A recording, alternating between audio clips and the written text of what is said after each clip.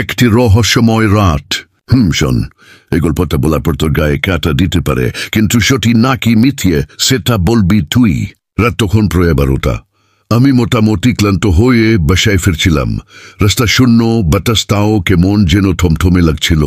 মনে হচ্ছিল আশপাশে কেউ নেই, কিন্তু কোথাও একটা অদৃশ্য চোখ যেন আমার দিকে তাকিয়ে আছে। আমি হেঁটে যাচ্ছি, হঠাৎ দেখলাম রাস্তার মোড় একটা বুড়ো লোক দাঁড়িয়ে আছে, একদম নিচুপ। তার চোখ দুটো কেমন যেন ঠান্ডা আর ফাঁকা। মনে হলো সে যেন আমার দিকেই তাকিয়ে আছে, কিন্তু তার মুখে কোনো অভিব্যক্তি নেই। আমি পাশ কাটিয়ে চলে যেতে চাইলাম, কিন্তু ঠিক তখনই তিনি বলেন, বাবা, এত রাতে কোথায় যাচ্ছিস? তার কণ্ঠ শুনে আমার শরীরের রক্তপানি হয়ে গেল, কারণ এই কণ্ঠ আমি চিনি। ওই কণ্ঠটা ছিল আমার দাদার, যিনি বছর 5 আছে মারা গেছিলেন। আমার পা অবশ হয়ে এলো। আমি কিছু বলতে পারলাম না, কিন্তু সাহস করে তাকালাম তার দিকে। এখন যা বলবো সেটার জন্য তুই হয়তো বিশ্বাস করবি না। লোকটা কোথায় যেন উধাও হয়ে গেল, যেন সে কোনো দিন ছিলই না।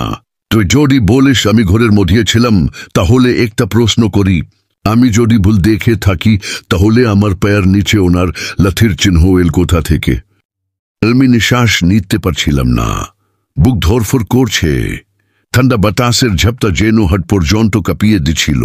আমি ধীরে ধীরে পা বাড়ালাম, মাথায় একটা কোথায় ঘুরছে। আমি যা দেখলাম সেটা কি সত্যি, নাকি আমার চোখের ভুল? কিন্তু মাটির দিকে তাকাতেই আমার শরীর গামতে শুরু করলো, কারোর রাস্তার ধুলোয় স্পষ্টভাবে একটা লাথির চাপ পড়ে আছে, যেন কেউ একটু আগের সেটা টেনে নিয়ে গেছে। আমি আর এক মুহূর্ত দাঁড়ালাম না, যত দ্রুত সম্ভব ধরে বাসায় ঢুকে দরজা বন্ধ করে দিলাম। কিন্তু সমস্যা এখানে শেষ হলো না। আমি দরজার পাশে দাঁড়িয়ে হাঁপাচ্ছিলাম।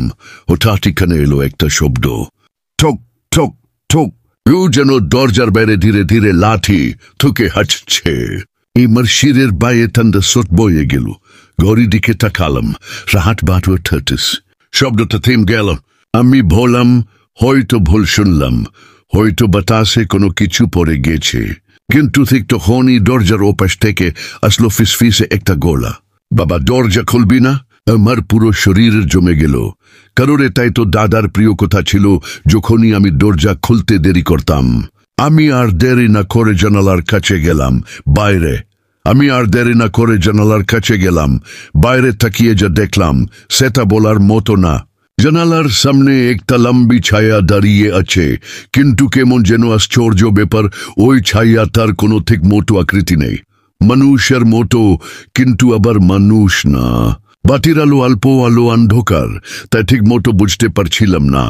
কিন্তু একটা জিনিস ক্লিয়ার, যে লাঠির শব্দ শুনছিলাম এটা তার থেকেই আসছে। আমার হাত পের কাঁপছিল। বাইরে থেকে আবার সেই ফিসফিসে গলাটা এলো,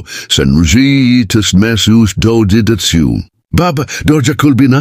এইবার তার গলাটা একদম কাছা থেকে আসিল, যেন আমার কানের কাছেই কেউ ফুপিয়ে বলছে। আমি কেমন যেন শরীরের মধ্যে একটা বরফের স্রোত ফিল করলাম। দরজার পাশেই দাঁড়িয়েছিলাম, কিন্তু এখন কোনো রকম ওর দিকে তাকাতেও ইচ্ছা করতেছে না। এরকম আরো ভিডিও পেতে সাবস্ক্রাইব করো।